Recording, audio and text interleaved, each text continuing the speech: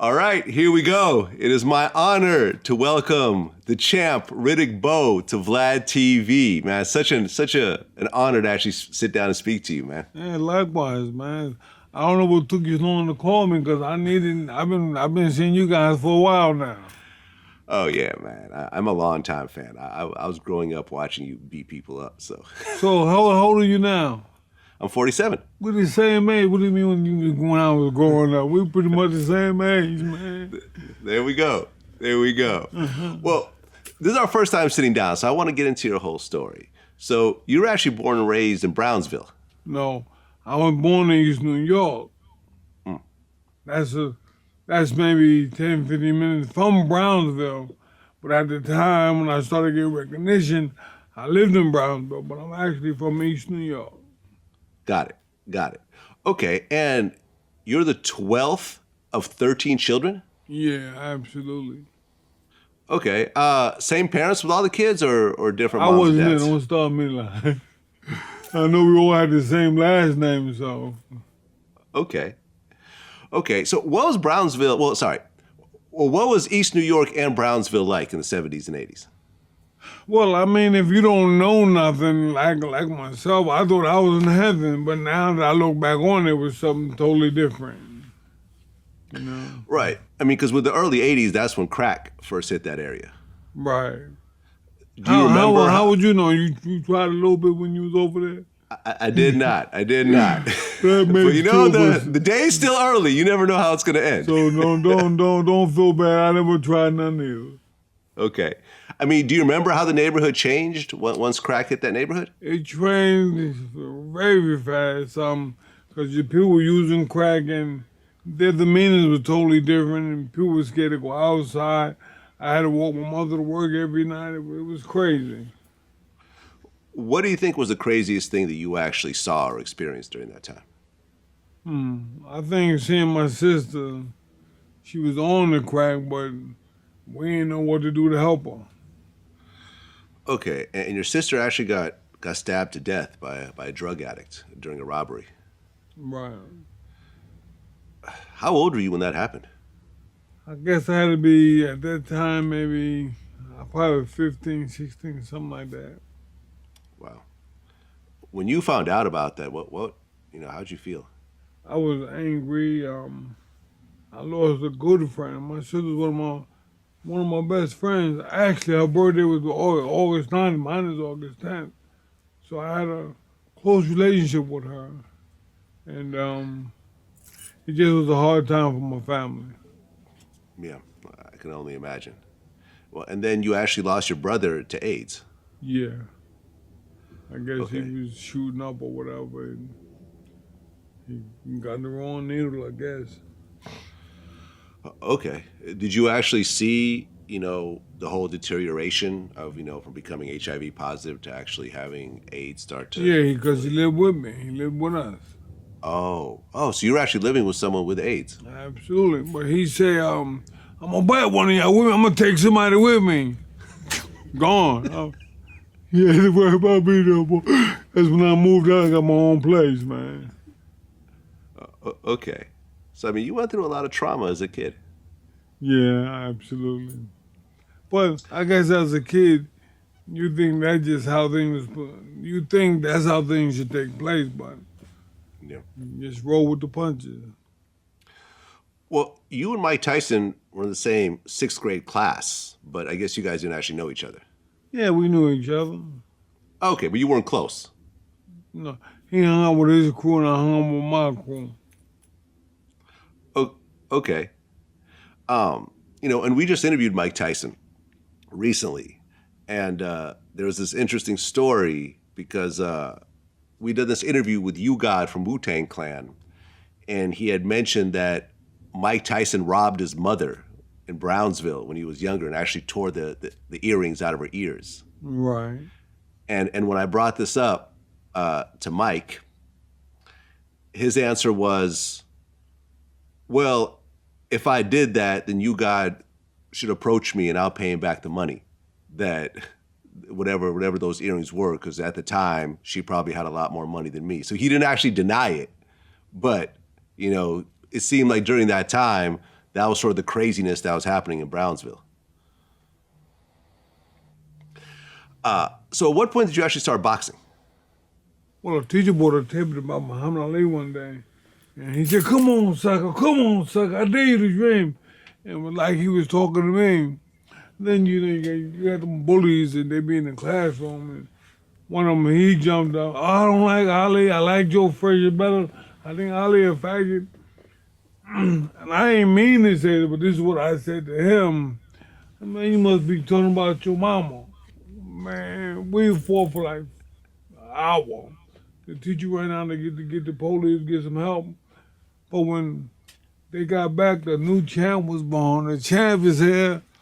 I beat him up and what have you, and he got expelled, and she found a gym for me, and I've been fighting ever since. Okay, and that's the Bed-Stuy BA, right? Yes, sir. Okay. So what year, well, how old were you when you first started going to the gym and actually started to formally I was box? 13. Okay. So at 13, you started boxing. Was this something that you were just a natural at, or did it take some time? I was a natural because my brothers and sisters, I'm next to the youngest. They would take my candy, my pork chop, whatever they wanted, they would take. So therefore, I had learned to fight, and I was pretty good at it. But then, when I started boxing, it was second nature to me. Okay, so you started to box and you started competing the Golden Gloves. In 1984, at age 17, you knocked out James Smith in 4 seconds. I never take them off. Oh. Unless I'm taking a shower. Well, at 17, you knocked out James Smith in 4 seconds. Yeah. Well, he caused that on himself. He ran across the ring, ran right to me. Him with an uppercut, a left hook in the right hand, his time was up. Okay. So once you actually started doing Golden Gloves and competing, how was that? Oh, I loved it because I got a chance to leave New York State. I mean, I saw places I never would see. Russia, Poland, Italy. I went all over the world boxing. Right. You ended up winning 4 Golden Gloves. Yes, sir. 4 New York City Golden Gloves. Okay. And by 85, you were the #1 light heavyweight in the U.S. Yes, sir. 100%. Mm. And I guess around that time, your friends were calling you Don King because you had your hair up like that. Yeah, how did you know that, man? That's when I had the Jerry curls and whatnot. Well, my hair was, I guess it was a little, it looked like not alfalfa, buckwheat a little bit there. And then I got the Jerry curl. But that's when they started calling me Don King. Okay, so here you are, this young fighter. You're winning the Golden Gloves. And then you start competing in other tournaments. You were in the Goodwill Games. You were in the Pan Am Games. And then you get to the Olympics. Yes, sir. Was that like a big dream of yours to win a gold medal? Absolutely, but I got the silver. Right. So this was 1988 in Seoul. South where, Korea. But I don't think the referee should have stopped the fight. He should have gave me a chance because that was for the gold medal, but he just stopped the fight. Right. You fought Lennox Lewis in that match. Yes, sir. Lennox Lewis. Right, because it said, in the first round, there was a bunch of headbutts, and there was a third headbutt that you got called for, but it wasn't really a headbutt. So I don't know what did he see? Did they set me up or what? I was just bewildered, especially when he stopped the fight. Right, they stopped the fight, and actually, one of the announcers, Pacheco, said it was very strange that he stopped it. I'm still bewildered. Here we are, 28 years later, I'm still trying to wonder why he stopped the fight. Okay, so you end up winning the silver instead of the gold. Was that just absolutely, crushing to you at that point? Absolutely. I actually thought about not fighting no more, but I had to keep on. I couldn't let that stop me, so I just kept fighting. Okay, and after the Olympics, that's when you went pro? Yes, sir. Okay, so now you're a professional fighter. And was it Eddie Futch? Yes, Am I sir. pronouncing it right? Everybody is my trainer. Eddie Futch took you on. And this was like a big time trainer. Yeah. I think What was it had- that he saw? What was it that he saw in you early on? Well, I think he had 16 world champions, and he thought he could make me another champion, which he did. Right, because he had trained Joe Frazier, Ken Norton, Larry Holmes, who I recently interviewed, and Trevor Burbick. Yes. It's interesting because when I interviewed Larry Holmes, we talked about Trevor Burbick. Did you know Trevor at all? Yes, sir. Absolutely. Okay, but you're a big Muhammad Ali fan. What did you think when you saw what Trevor did to Muhammad Ali in Muhammad Ali's last I fight? hated him. Well, I guess that's because I was young at the time and I didn't know boxing. I didn't know how things went or what people would do. Like Larry Holmes, I hated Larry Holmes for a long time as well, until he and I got together and he explained certain things to me. And, Yeah, I mean, I interviewed Larry, and he was actually good friends with Ali. He was his sparring partner, Right. and he was saying how in the fight he wasn't even closing his fist. He was like basically trying not to hurt him, and kept telling the referee, "Are you going to stop the match?" And the referee told him, "Shut up and box." So he had to finish it off, and he said he cried after beating Ali. yeah, me too. Yeah, well, but Trevor did not cry, and actually Trevor just unnecessarily really brutalized Ali in that Because last fight. Trevor, I guess he didn't understand, and he just was trying to win the money or make more money and things of that nature. Did you hear what ultimately happened to Trevor? I think his nephew killed him or something like that. His nephew beat him to death with a metal pipe. Stop playing. Yeah, I think over some money owed or like some property or something. It was in Jamaica. Right. Poor thing. Yeah, and I remember when I brought that up to Larry Holmes, he said he got what he deserved. God don't like ugly. How about that? I ain't gonna say that, but I'm sorry it's him. I'm glad it ain't me. Yeah. Yeah, and I remember when we asked Mike Tyson that, Mike basically said when it comes to boxers, when you look at a Trevor, he was someone that was trying to be a bully outside the ring and inside the ring, and that just never works. You know, why be a bully? Why not just be a regular person so everybody can love you like me? But I don't know why they do that. Did you and Trevor ever talk about the Ali situation? Absolutely not. See, Trevor's a little older than me, so Yeah, you know, I would say, "Hey, how you doing?" and keep it moving. got it.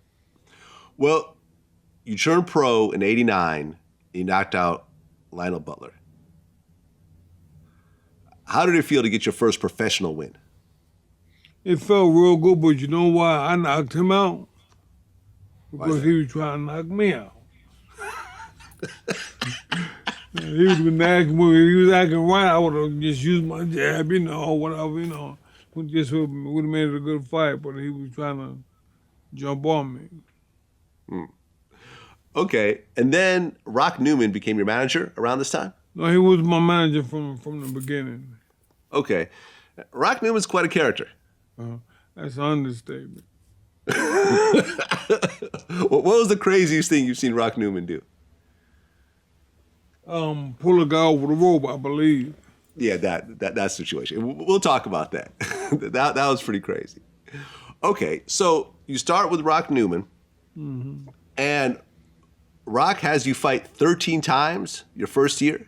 And 1 year, I was telling my friends about that, and you never hear nobody fighting 13 times. Yeah. Yeah, I mean, it's more than once a month. I mean, it's like almost like every 3.5 weeks, you got to get back in the ring again. Right. But I didn't understand at the time what he was doing, so I thought he had my best interest, so I just did it. Okay, so you were just kind of in constant training camp at that point. I lived in training camp, and people don't understand that when I got the chance to eat what I wanted to eat, and that's why I did it excessively because of him. being in training camp for so long. Okay, so here you are. You're on your way, and you start basically knocking people out.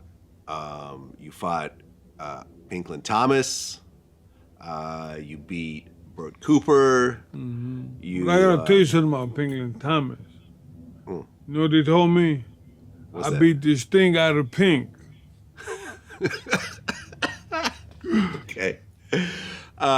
You knocked out Tyrell Biggs, a former gold medalist. You fought and beat Tony Tubbs. And then by 91, you fought Bruce Seldon. Right. Was that the biggest fight at that point? No, I think I fought guys who would have more experience or notoriety than he did. But yeah, we fought. I think he ran out there and he tried to jump on me too. He got knocked out. Okay.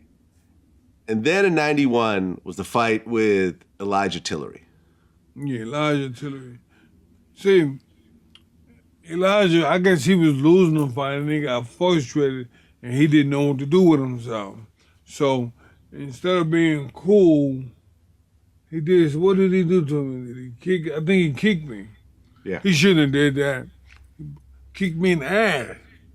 Because I backhanded him and I turned and I was walking to my corner and he kicked me. So wow, that brought back a lot of bad memories, man. You know, he kicked me in the butt. I just wanted to hit him and the thing took place and Henry went crazy. I mean, that's an understatement. Everyone going crazy. I mean, all hell broke loose. Yeah. Number one, I've never heard of anyone kicking another boxer in the ring. That's the first and only time I've ever heard that happen. Me too. So he kicked you, then you turn around and hit him. And then Rock Newman came up behind the ropes, Put him in a yoke, grabbed and Elijah him over. and pulled him over the ropes. It was like a wrestling match. He was trying to save Big Daddy. Man, was Rock Newman just aggressive like that in general, or this was out of character? No, he was out of character, but here's a guy you work with all day. He didn't want to see nobody hurt me. And if the shoe was on the other foot, I probably would have done the same thing. Yeah, that was insane. And then everyone rushed in, a big brawl occurred, and yeah, just all hell broke loose. Right. And ultimately, Tillery got disqualified for the kick. Absolutely. Okay, and then 2 months later, you guys had a rematch, and you Did just it again. I don't know beat him why up. they waited 2 months to do it. They should have did it a week later or what have you. But better late than never. Right, you stopped him in 4 rounds. 4 rounds. So it wasn't even a serious fight for you. Well, see, what people don't realize is that from the first fight, he made me angry. So when I got to fight him again, I did everything like I was supposed to. I got him out of there. Okay, so around that time, Mike Tyson ends up losing to Buster Douglas. When you saw that fight, were you surprised in terms of what happened? Absolutely not. Really? Explain. Well, I think I told people prior to the fight, I said, Buster comes in this fight in shape, he's probably going to win. And he won the fight just as I predicted. Yeah, I mean, I interviewed Buster, and we talked about this whole situation. He was a 42-1 underdog. I've Right. never heard of those types of odds, period. Right. And this became the biggest upset in sports history. I think Mike took him lightly. He shouldn't have did that. Well, yeah. I mean, I interviewed Mike, and we talked about it. Apparently, the night before, Mike Tyson and Bobby Brown were in Japan with like 12 Japanese girls, just basically, doing coke and having sex, and like Mike basically said, don't worry about it, Bobby. I'm good. This is a bum. This is not a serious. It was just a tune-up fight. So he thought. He got tuned up all right, didn't he? You got to take everybody serious, man, in boxing. Well, to this day, and I remember in our interview, he even said this, Tyson felt that Buster got a long count, and he should have actually won the fight. The count was long, but at the end of the day, that's up to the referee, and Buster beat the count. Right. And to be fair, Buster was ready to go by the time the 9 count was there. It's not like he barely made it up. He was ready, and he got up. Right, absolutely. Okay. But then after the Tyson fight, Buster ended up fighting Holyfield, and that was just a train wreck. Well, Buster got 15 million. I mean, his big thing. See, with his mother just passed away before he fought Tyson. He had a reason to get out, so he did that. But then after he fought Holyfield, what are you gonna work so hard for? At least that's what he was thinking. Yeah, and I remember Tyson, he said that, he's like, look, not everyone is cut from the same bloodline. He felt like if you're given the big stage and that big opportunity, you should be getting ready for it. But it looked like, from his point of view, that Buster didn't even train at all for that fight. Well, looking at Buster the way his body was, you would think he did. Yeah. And, from Buster's point of view, he blamed Don King because after he beat Tyson, Don King sued him, and he was basically wrapped up in lawsuits for the next, year or so.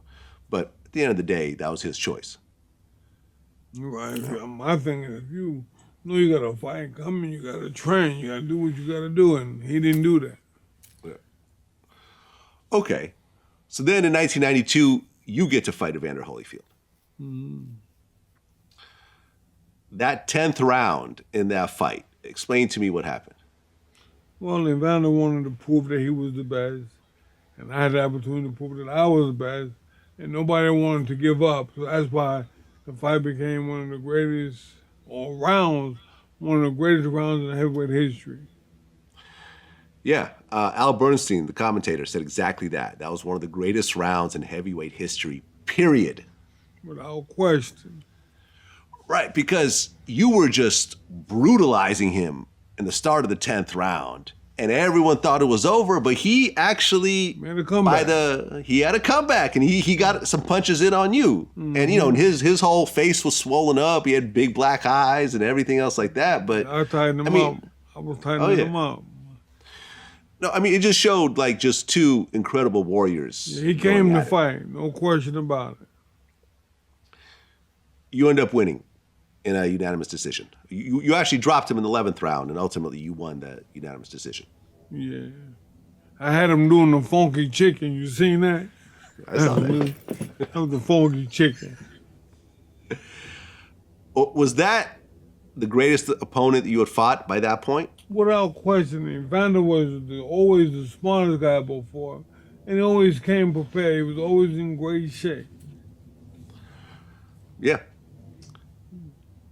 After all this time, here you are. You start boxing as a teenager. You go through all these fights in the Golden Gloves. You fight, in the Olympics. You fight in the Goodwill Games. You fought professionally, 13 fights in 1 year. And now you are the heavyweight champion of the world. How did that feel? Oh, man. Listen, the night they said, new heavyweight champion of the world, man, I could have died. Because I felt like I had to achieve what I was put here for. But as you know, life goes on. But that was the greatest time of my life, And my mother was there, man. We had such a great time. Yeah, I bet, man. To get that title, especially with all the work you put in, it must have just been surreal. Oh, man. And I can tell you one thing. It wasn't easy, and it took a long time. Okay, so after that fight, there was sort of this kind of situation where you fought Holyfield and Lennox Lewis fought Razor Ruddock, and it was kind of like a mini tournament. And when it came down to you fighting Lennox Lewis, I guess Rock Newman wanted $32 million for the whole fight, and you would get 90%, and Lennox Lewis would get 10%. Do you remember that? Well, I don't remember that, but I'm thinking when you're the champion, you're supposed to get the bigger purse. You have more to lose than the challenger. So it sounds right about to me. That's how it should have been split it up. Well, then started a bunch of controversy. I guess Lennox Lewis rejected the offer. They called it absurd. Then there was another offer for like $2 million, and something happened where you end up taking your WBC championship belt and threw it in the trash. Yeah, that's because I was the champion. How can you side with the challenger? I'm the champion, and you're gonna side with him. So Rock Newman said, "Well, you know, boy, I think it's best we throw this belt in the garbage." And so that's what I did. Okay, so then the next fight was Michael Dokes. That was your first title defense. Right. Okay, and then the next fight was with Jesse Ferguson. Right. You won that as well. The boogeyman Ferguson. They call him the boogeyman. I spooked him. Okay. And then that was a setup match for Bowe Holyfield too. Right. Did you want to do the rematch? Were you looking forward to that? I mean, I'm a fighter. It didn't matter. See, my manager made all of the matches or whatever. I didn't care about who I fought. I just wanted to fight. And he said, "All right, Bo, we fighting Holyfield." Oh, man, that's what's up. And I just took the fight. How big was that payday? Bowe So, Holyfield. every time I fought Holyfield, I made $10 million a pop. Okay, there you go. So I made $30 million with Holyfield. Okay, so here you are going into the second, the first rematch with Holyfield as a champion, and you originally started training camp at 266 pounds, and you weighed in at 246, which was 11 pounds heavier than the first fight. Did you feel like you weren't in the proper shape coming into that fight? I wasn't in proper shape. I didn't have enough time to get in shape. I normally have 3 months, but I had 2 months or something like that, and I didn't have enough time to train like I normally would train. So that's why there's a difference in the weight. Okay. Well, in that fight is another bizarre situation because, yep, in the 7th round, a guy with a parachute. Once again, the only time, I've never heard of anyone kick anyone in a boxing match, and I've never heard of a parachute landing in a boxing ring. Right. But this guy named James Fanman Miller dropped from an airplane with a parachute, almost made it into the ring, kind of, sort of got into the crowd, and the crowd started beating the shit out of him. That's without question. He tied them up. I mean, what were you thinking when this happened? I was bewildered because I never seen anything like this before. And to have him come into the ring, I didn't know what to do with myself. I didn't know if I should run this way or keep fighting because maybe Holyfield might hit me or something. I didn't know what to do. Right, and the fight stopped for like a half hour? Yes, and I was freezing cold by the time we started fighting again. Okay, because at the end of the fight, Holyfield ended up winning by majority decision. But you felt that was unfair because of what happened. The fight should have been actually ruled a no contest. Yeah. Or a technical draw, I guess. Yeah, well, I'm not, it's okay. See what happened in the 3rd fight. I'm the first guy ever to knock him out. He ain't been the same since. Well, that fight was your first loss. Well, I don't look at it as a loss to me. Everybody says loss. It was a learning experience, and I guess it's on my record. I'm 45-1, and I think I should be 46-0. But it is what it is. Right. I mean, that's the only official loss on your record Right. in your whole career, which is, it's pretty amazing.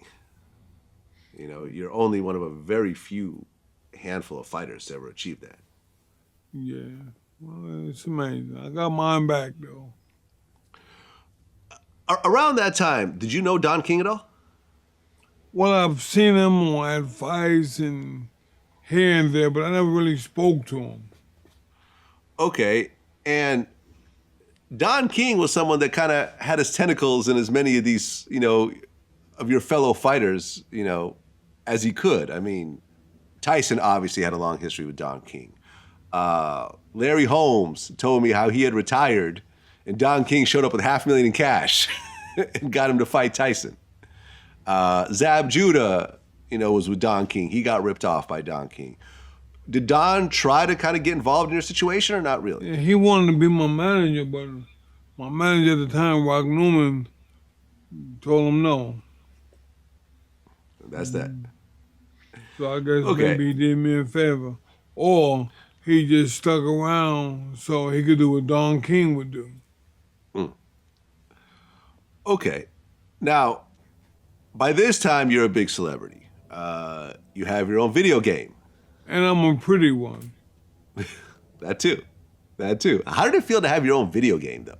Well, I'm trying to figure out how would it feel to get the revenues from the video.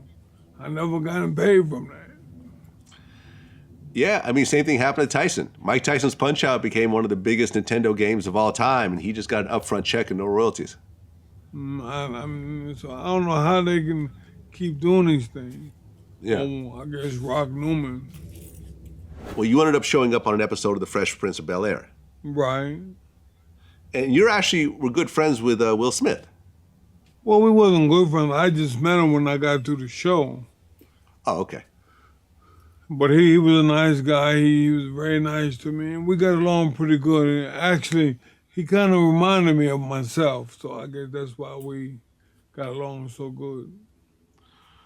Well, the person that you actually did know was Biggie. Yeah. I guess Biggie used to show up to your Golden Gloves fights. No, I thought I went to school with Biggie. I thought Biggie, he and I was going to Thomas Jefferson. I thought that's where I knew him from. Maybe he did. I'm really not sure after all this time if we went to school together or not. Because there would be a guy in the lunchroom making a whole lot of noise, rapping and whatnot. So I thought that was him. Right. And I guess walking around Brooklyn, you would run into him on the corner and you guys would hang out sometimes. Yeah, you right, but Biggie, give me one more chance. I'll pop a freak soul, honey. He was always singing that one. Yep. Well, you were in the Mo Money, Mo Problems video. Yes, sir. Absolutely. Any crazy Biggie stories or funny Biggie stories? Because he was supposed to be. I would see him in school, and if you're not, I don't know if you've ever been in this predicament. Sometimes you see him and is that him? I'm really not sure. So that's why now I'm still I'm really not sure if it was him or not. But Okay. we would have a ball if it was him because he would have the whole school bouncing, and because everybody in lunch would be dancing to what he's saying. So we had a lot of fun. Yeah, he was a real talent. He was a real talent. How did you feel when he got killed? Oh man, how did I feel? I wanted to cry, and I was just so frustrated. Why all these good people? Why they killing all these good people? So I just felt real bad for him and his family. Did you ever run into Tupac at all? Yes, sir. Now Tupac, he would come, hey champ, how you doing? Whatever. And I really thought we had a nice thing going. But then when I was fighting Holyfield, he jumped up, yeah. Holyfield, like, what the hell? He was so happy. I said, wait a minute. Why is he jumping up like this? And I'm on the canvas. But I guess you have your picks, but I didn't pick it up. He was the Holyfield fan, but he was my friend, but he liked Holyfield better. Now, how'd you feel when he got killed in '96? The same way. I felt real bad. Yeah. I felt for him. Sad. Yeah, when we interviewed Tyson, he actually said that he still feels guilty over Tupac getting killed because he was the one that pressured him to come and see the fight, the Bruce Seldon fight, because Tupac had done a song for him. Right. And then right afterwards he got killed, and he still feels like had he not pushed Pac to come see him, that Pac might still be alive. Yeah. So that was terrible. Did you and Tyson have a relationship? Well, I would see Mike and he would see me, but we never really hung out or anything like that. Yeah, and you guys never fought. No, he ain't want no smoke. There you go. Okay, so then in '94, you had a couple of fights. But I gotta tell you something. You know, me and Mike, we went to school together. Yeah. I was him in school, and he had his boys, and the guys I was with, we just passed each other. We didn't say much. Yeah. Well, you fought Buster Mathis Jr. You know, that was ended up. Well, I guess you ended up. There was an accidental blow that happened. See what happened? He was trying to elude my punches. He didn't want me to hit him, and he was dipping real low. And so I'm not thinking he dipped low, but he's on his knee. I didn't realize he was on his knee, and I hit him and knocked him out. So they called it a no contest. I should have won that one by knockout too. But, you know. Well, in '94, you had a fight set up with Larry Donald, and then there was a pre-fight press conference, which you ended up punching him. Well, he kept telling me, I'm going to knock you out, sucker. And, you know, Ali's my idol. And I felt like he was doing my idol better than me. Come on, sucker. He would say things where people couldn't hear him. And, you know, then look back at me like he really wanted to fight. So I said, look, Larry, stop playing with me because I'm going to wind up hurting you. And I had to show him I was for real. And so that's what happened. Okay, and then when the fight happened, you ended up beating him in a unanimous decision. And he was 16-0 at that time. When I got done, he was 16-1. That's right. Okay, and this was the build-up for Bowe Holyfield 3. How did you feel going into that fight? I felt pretty good. I thought that, you know, I could redeem myself, which I did, and so the fight went just like I expected it. But he knocked me down. I didn't expect that. I didn't. So after he knocked me down, I got up. I said, okay, now I can really show everybody what I'm made of. And that's exactly what I did. Right. And that lasted 8 rounds. Yeah. See, he was tasting toenail and didn't know he was going to be tasting it before time. You know what I mean? I mean, that third fight with Holyfield, was it a tougher fight than the previous fights, or was Holyfield pretty much consistent every fight? It was consistent, but I think because I had the ability to think, that's why I wanted to fight. And that's why I say he was tasting toenail. You know what that mean, right? What does that mean? I put my foot in his ass.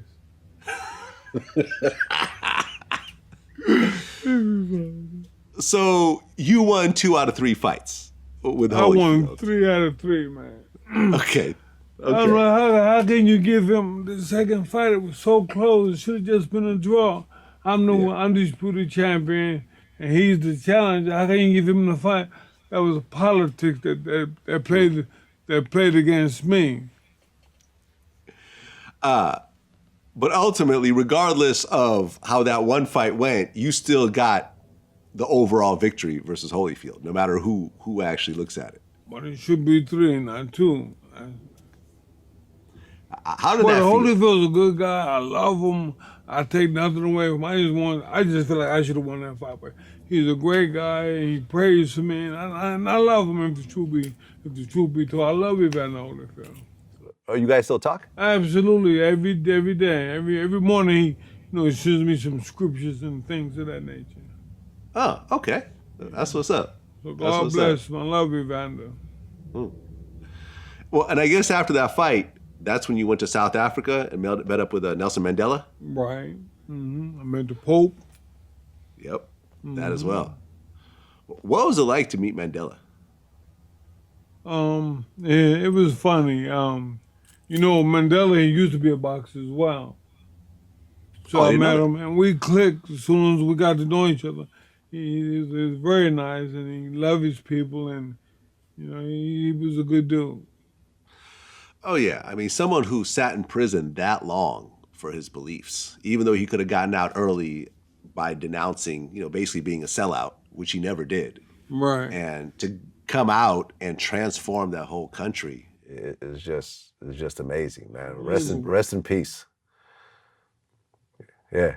He's gonna be in heaven. He's one of the guys that are in heaven. Okay, and then by 1996, you fought Andrew Galata. Right. Once again, a train wreck. Run that by me again. I said once again, a train wreck. Another year. I was drugged for each fight, where I would see three people, and I'm seeing Andrew Galata. I would see three of them. And so I don't know if they hit this one or this one, the one in the middle at the end of that. But I just kept fighting, and he the one who quit. Okay. And at one point, he just started hitting you with low blows. Because he didn't want to be there no more. He wanted to get out of the fight because I hit him with a shot and it cut him, and he didn't want to be there no more. Right. And I guess leading up to the fight, you didn't really train because they asked you, how's your training going? You said, how do you train for a bum? Well, pretty much, but the second fight was different. I trained more so, but I was drugged prior to the fight. Well, let's talk about the first fight for a second. After he finally hit you, basically in the testicles, I believe it was in the 7th round. Hit me a couple of times. Yeah, he hit you a few times. He kept getting points taken off, but that final time. But I gotta tell you something. I'm black, right? Mm-hmm. When I got to my room, you know what I had? What's that? Blue ball. Well, at the point that the referee basically disqualified him, all hell broke loose in that ring. And basically one of your guys started hitting Galata with like a 2-way radio in the face, which gave him 11 stitches. And then, Galata's 74-year-old trainer, Luduva, he ended up collapsing and they had to take him out on a stretcher. I mean, when you saw that fight break out in the ring with the entourages, what'd you think? I was bewildered. I didn't know what was going on. I know whatever was taking place, it really didn't have nothing to do with me. I guess people were just angry maybe because of they saw what was happening to me in the fight. But other than that, it had nothing to do with me. Right, because, people start fighting with the spectators, with the staff, with the police. Like, it was just a complete rumble. I was bewildered because, again, I had never seen nothing like it before. Okay, and then in December of that year, there was a rematch. And once again, the same bullshit. He did the same thing. What I couldn't understand was this. Why would my manager make another fight with the same dude? We got the same results. So why make a fight with him? But I don't understand. And I guess I was the type of guy, well, I didn't care who he picked. I was going to fight him, but why him? Yeah. I remember during that time, there were stories where in Galata's training camp, they actually put trunks on the heavy bag to try to train him not to hit below the belt. But I guess that didn't work because once again, he hit you below the belt a bunch of times and got disqualified. Let me explain something to you. The reason why I believe he being below the belt is because he couldn't knock me out, and then he realized I don't want to be here no more. So he was doing things to get out of there. He didn't want to be there anymore. Yeah, it worked. He got out of there. With a whooped ass, too. Okay. Well, after that fight, you decided to join the Marine Corps Reserve? I always wanted to be a Marine. I remember I was probably 76, I seen John Wayne on TV. He was giving the commands to the troops and whatnot. They were, sir, yes, sir, so I just fell in love with it. I just always wanted to be a Marine. So at 20 and 28, I said, well, what am I going to do for the rest of my life? Let me go try the Marine Corps because that's what I really wanted to be. And That's why I went into the Marine Corps at that time. Right. But then 3 days into training, you actually end up quitting. 3 weeks. 3 weeks. Oh, sorry. 3 weeks. And the thing was that I didn't realize that they would be in your face all the time, spitting on you, and no disrespect, but some of them, their breath smell like doo-doo, and well, what am I supposed to do? So eventually I just said, okay, well, I'm gonna go home before I wind up in the break. And I thought that was the smart thing to do, opposed to acting crazy and being locked up.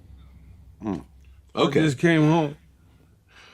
Okay. And then that next year in 97, Holyfield, who you had fought 3 times, ended up fighting Mike Tyson finally after all those years. That fight started off, and you could tell that Holyfield was winning, and then out of nowhere, Tyson ended up biting his ear off. Right. When you saw that fight, what did you think? Man, I said, what is this world coming to? Because I had never seen anything like that before nor since. And the 2 guys that were in the ring, I knew them personally. So I was shocked. But I really felt bad for Holyfield because he is such a great guy. And to have to happen to him was terrible. Yeah, that was ridiculous. I mean, you've had some crazy times in the ring, but I think that probably takes the cake. I would say so. I'm with you. Yeah.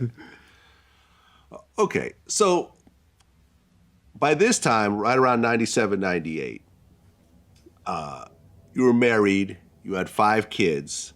You know how I got 5 kids? How's that? Joking. Well, at one point, you and your wife got separated. Uh-huh. And I guess you were living in your mother's basement. Right. Well, then you and your brother decided that you're going to go and get your family back. Right. Tell me what was leading up to this whole situation. Well, I just wanted to show her, how much I loved her, and that I really I wanted my family. It wasn't my intention to really hurt nobody. But my brother had nothing to do with it. He just was riding to keep me company. So, things happen, I mean, it was just a crazy situation. I'm sorry for it, and I just wanted to be with my kids. I love my kids so much. I never had a father. So I wanted to do things with my kids that I wanted done with me, and it was a joy for me to wake up in the morning and take them to school. We would stop at the store, and they can get whatever they want. You can see how happy they was with the stuff they got. Then I would take them to school, drop them off, pick them up, and do the same on the way back home. So, I mean, that was something I love to do for my kids, and they were just taken away. But at the end of the day, this is the first time I'm ever talking about this. I just love my kids. I wanted to be with them, and I went about it the wrong way. But I'm sorry for that. But I just really want to be with my kids. Well, I mean, according to reports, you had a buck knife, pepper spray, a flashlight, and duct tape. You drove 5 hours to Charlotte to see your wife. And according to reports, you kidnapped your wife and the 5 kids. But how can you kidnap your wife and your kids? I never heard that before. Yeah. If you're married to this person, how can you kid? I know I went about it the wrong way, and I'm sorry for that. But I just love my kids. Listen, I got 12 brothers and sisters, 13 of us, and I never had to be by myself until that took place. And I didn't like that feeling, so I went down. I went to go get them. Well, at one point, they say that you stabbed your wife in the chest. That wasn't happening. You see how, man, I'm 6'5", 300 pounds. If I would have stabbed her, she wouldn't be here talking today. So I was showing her the blade, and as my luck would have, we hit a bump. She got a little peck. If I stab you, you ain't gonna get a little peck. And that's why the judge threw it out. The judge said, listen, look how big Mr. Bowe is. He really meant to stab you. Come on. So he threw that out. Right. And at one point, I guess you guys stopped at a restaurant, and she ended up calling her Okay, cousin. now Who here's the called the deal. police. I'm gonna show you what happened. We had agreed to get back together or whatever the case may be. She said, "Let me hold the phone," and she said, "Well, let's stop, get the kids something to eat." So we stopped, get the kids something to eat, and then 'cause I think when we were in Virginia when we stopped, I Yeah. picked up in North Carolina, and she came out the bathroom. And she said, "Well, I changed my mind. Don't want to go." And the police came. They escorted her out, and they went. She went her way, and I went my way. 2 months later, 3 months later, I get a call from the state of North Carolina telling me I had to go to court because I had a case. So I don't know what happened. I guess Rock Newman spoke to my manager and said, "Okay, well, we need to let him. He need to go to jail, and if he goes to jail for a long period of time, we can get this money from HBO." So that's all that was. It was all about the Benjamins. Okay. Well, you end up getting indicted on interstate domestic violence. You pled guilty. You had to remain at your house for a while. You had an ankle bracelet at one point. Right. No, I actually went to prison. I spent a year Yeah. and a half in prison. A year Right. for And nothing. I was getting to that. Yeah. Yeah. Well, I mean, the attorney, the United States attorney, said that you've taken responsibility for your actions, and the fact that you pled guilty means that you started to do that, and but you also have to be punished for what you did. You got 18 months, and I guess it was supposed to be 30 days, but then there was an appeal that got you back to 17 months. You kind of lost me. So you say it was what again?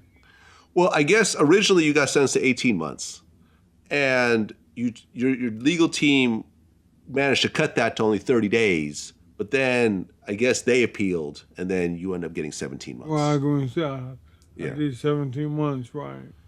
Was that the first time you were in prison? The first The and only only time. time. First and only time. That's 21 years ago. I ain't been in jail since.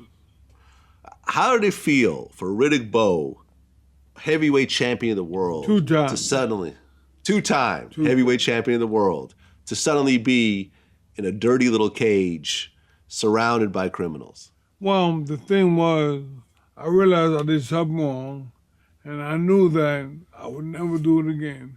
That is not where I wanted. That's not where I should be. But I guess they felt like I did something wrong, so that's what I had to do. So I felt like, well, what I'm gonna do? They don't think I'm gonna land on my feet when I get out of here. So I had to show them otherwise. How were you treated in prison by the guards and the other inmates? Just like everybody else. Yeah. I mean, I had to get up. I had to do everything.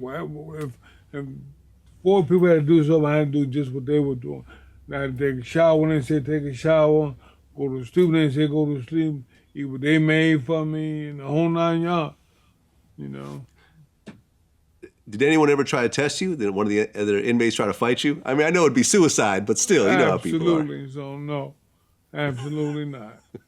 People left you alone. Like, okay. And the thing is, you see, if somebody would have approached me, I would have got more time. Because I'm going to hurt you in there because I don't want you to hurt me.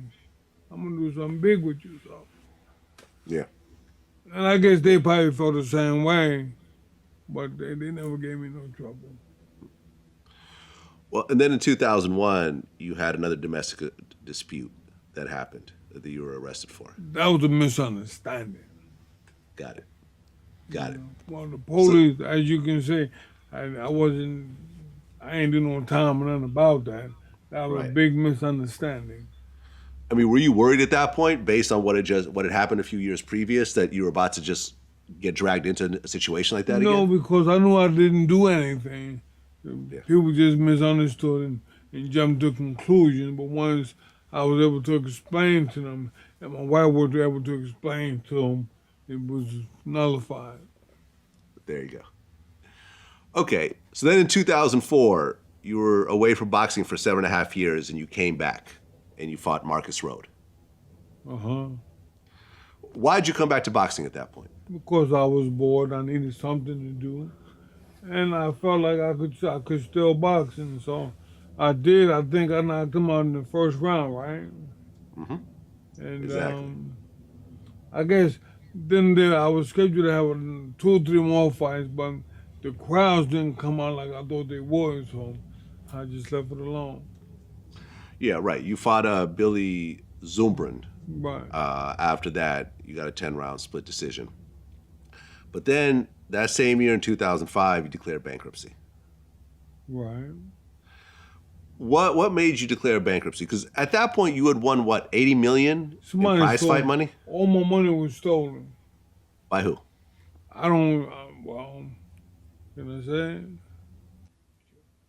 Well, um, I believe my manager stole my money, Rock Newman. Rock Newman stole your money. Yeah. Okay. Did you try to get it back in any type of way? No. Why is that? If he stole it, he needed more than I needed it, so why bother him? Did I you guess ever actually? I guess my pride kicked in and I just said, oh well, it is what it is. Did you ever actually physically confront Rock Newman over this? Absolutely not. Why is that? Why would I give him the satisfaction? I let him know what he did to me bothered me. So I just forgot about it. He stole Well, 15 million from me. 15 million. 15 million out the bank. Yeah, well, I mean, you saw how Mike Tyson handled Don King after Don stole all that money. Well, the thing is, Mike and we got, I think different from Mike. Mike is, he built different, and so he goes about it different. So that's why I just said, okay, well, maybe I'll get a job one day. Right, and you got a job. You started driving a truck and a bus, I guess. Right. So, but I didn't like that after a while, so I'm back at point one. Okay, was this like a public bus that you were driving? Yeah, uh-huh. Okay, so what would happen when passengers would get on that bus and say, "Hey, man, you look kind of familiar"? They never recognized it. Because, see, I think because everybody was pressed to get to work, they wasn't Uh, looking at me. They didn't pay me no attention. that's crazy. A two-time heavyweight champion is driving the bus and not a single person recognized you. They never. At least to my knowledge, I don't think so, but maybe they did. Oh, okay. So when it was all said and done, 43 wins, 1 loss, which you dispute, of course, 33 knockouts. I guess the only exception was the 1994 no contest with Buster Mathis Jr. You beat everybody in the ring. Referee Mills Lane, he wrote a book called Let's Get It On. And he said that you could have been one of the greatest boxers, but foolishly squandered the opportunity through immaturity and lack of discipline. Mm-hmm. Have you heard that before? No, it's the first time, but that's his opinion. That's his opinion. He don't know what I was going through or what took place. Well, I mean, even with that comment, you still were ranked as one of the greatest heavyweights of all I time. think number 4, if I'm not mistaken. Yep. I've seen that in lists. But then in 2013, at 46 years old, you decided to do Muay Thai, Muay Thai. Muay Thai kickboxing. Right. What made you want to do this? Because I got the itch again, and I wanted to do something with my hand, and it didn't turn out too good for me. So I did it one time and one time only. Right. You competed in the WPMF Super Heavyweight World title in Thailand, Right. and I guess you got knocked down 5 times from getting kicked in the leg. Yeah. I didn't expect my opponent to kick me as much. Yeah. So my Muay Thai career was over with. Right. I guess you got kicked, years ago, but you actually really got kicked this time. Oh, without question, man. What you talking about? Right. They ended up stopping it halfway through. And I was so happy when they stopped it. Let me tell you, man. I was I bet. happy. Oh yeah, man, those leg kicks. Oh man, They're those are terrible. No, see, you don't understand. When he kicked me in my leg the first time, you know what I said to myself? Well, I ain't said to myself. I said to everybody, yeah! I was happy that fight was over with, man. What you talking about? Well, in 2015, you were inducted into International Boxing Hall of Fame. How did that feel? Oh, man. I think, as a kid, you hear about this and what have you. And that's why you work hard so that one day you'll be in a national, thing like that. And so it felt real good to me. It was a dream come true. Yeah, and well deserved, very well deserved. And you were actually the first boxer in any division to hold all four major versions of the World Championship: the WBA, WBC, IBF, and WBO. You are the first guy ever to say that, man. You all right. Thank you. And in fact, the only person to have done that after you was Tyson Fury. Is that right? Tyson Fury won all titles, all four of them? Yep. Oh, Tyson, he doing pretty good for himself. Yeah. I mean, it was done in other weight classes. I mean, Bernard Hopkins did it in the middleweight. Jermaine Taylor did it. Winky Wright did it. Floyd Mayweather did it. When I was the but first heavyweight. you were the first heavyweight to do it. Well, you were the first fighter, period, to do it, and the first heavyweight to do it. Oh, that's what's up, man. You just learned me something about myself. There we go. Well, last April, you were talking about coming back and doing another fight. Mm-hmm. That's not going to happen. It's not going to happen. That's not going to happen. Why is that?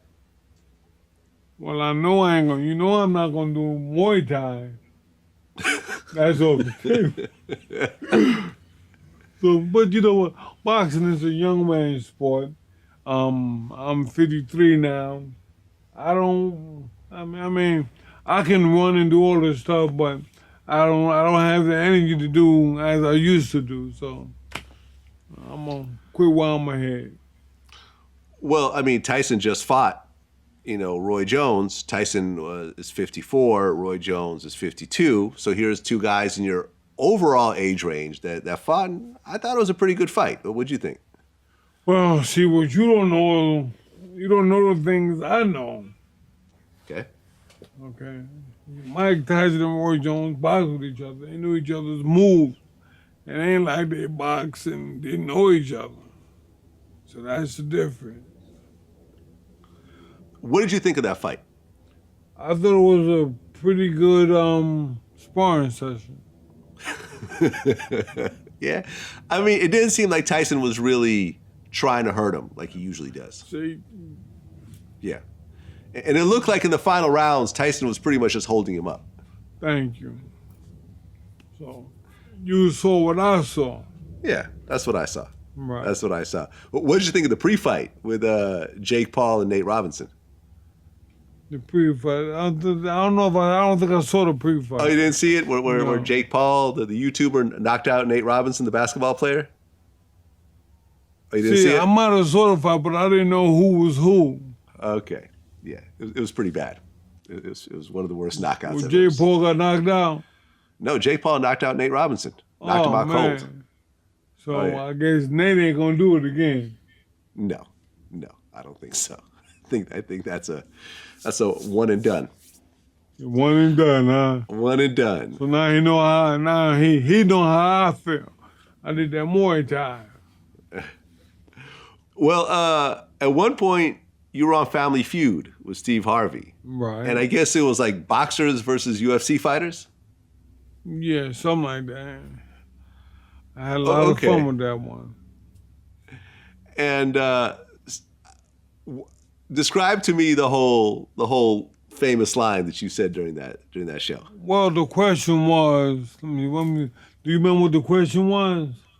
Steve Harvey said, some guys are so lonely, they'll go out on a date with their who? I said, Joe. He said, Joe who? Joe Mama. There you go. That was the first time I've seen Steve Harvey just stunned. He didn't even know what to say. But because I said Joe, that was the camouflage. And Yep. It was Joe Mama, and everybody fell out, man. Everyone fell out. Still funny to this day. You know, I remember you did an interview and you gave a warning to the heavyweight boxers of today. You said, control your expenses and your budget. You know, you said, learn not to overspend. Don't try to impress others. Be yourself and live. Right. You know, you got to have a house, but you don't need a mansion. You don't need to fly private. You know, you could take a car. You know, you don't need to stay at big hotels. You can stay at an average hotels. Look at your expenses and put together a budget. All the things that help you save money, all the things I went through that I didn't know I could save if I didn't go to the Mirage. I go to a regular hotel without a name like the Mirage. Things of that nature. So here you are, you know, a poor kid coming out of East New York. You're not around money. You're not around people who know how to handle money. You don't know about investments. You have these financial advisors, you know, and your managers who are supposed to be helping you, and a lot of times they end up stealing from you. You know, what do you tell your kids to avoid the same kind of pitfalls? Well, get a lawyer. If you get a lawyer, let them read the contract, and don't sign that contract until your lawyer say it's okay. Yeah. I mean, because you made a lot of money in your day. Like I said, 80 million? Yeah, I thought it was more than that. 100 million? At least 100 million. 100 million. And I got a goddamn dime in a day. So what does that tell you? You need a lawyer to Yeah. show you certain things. Yeah, I mean, well, Mike Tyson, and we talked about this in our interview, he burned through 300 million and ended up owing millions Lord in debt. have mercy. Well, I'm fortunate. At least I don't owe any money. Yeah. Except the rent. There you go. You know, one of the things that Tyson said after his fight with Roy Jones, he said that he feels that right now boxing is a dying sport. And UFC is really what's taken over. Do you agree with that? Without question. Absolutely. Why is that? Well, because, you know, people aren't paying attention to the boxers anymore. Everybody's going to UFC, and you see them on TV more than you see boxing. Yeah, and UFC is a lot more violent also. And I think that's why people are gravitating to it more, because it's more violent. In boxing, you got too many rules. Yep. Well, final question. If you were to name your top 5 heavyweight boxers of all time, dead or alive, who would they be? In no order, no particular order. I'm gonna put them in order. Muhammad Ali, Yep. Larry Holmes, Riddick Bowe, Joe Louis, and Joe. Joe who? Joe Mama. Wow. How did I fall for this? How did I fall for this? You're terrible.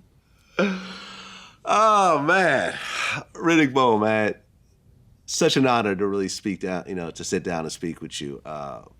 Such an incredible career, such an incredible story, coming from where you come from, losing your brother to AIDS, losing your sister to drugs and violence, to come up out of that situation and become a 2-time heavyweight world champion, impeccable record, and you never ducked anybody. You fought the best.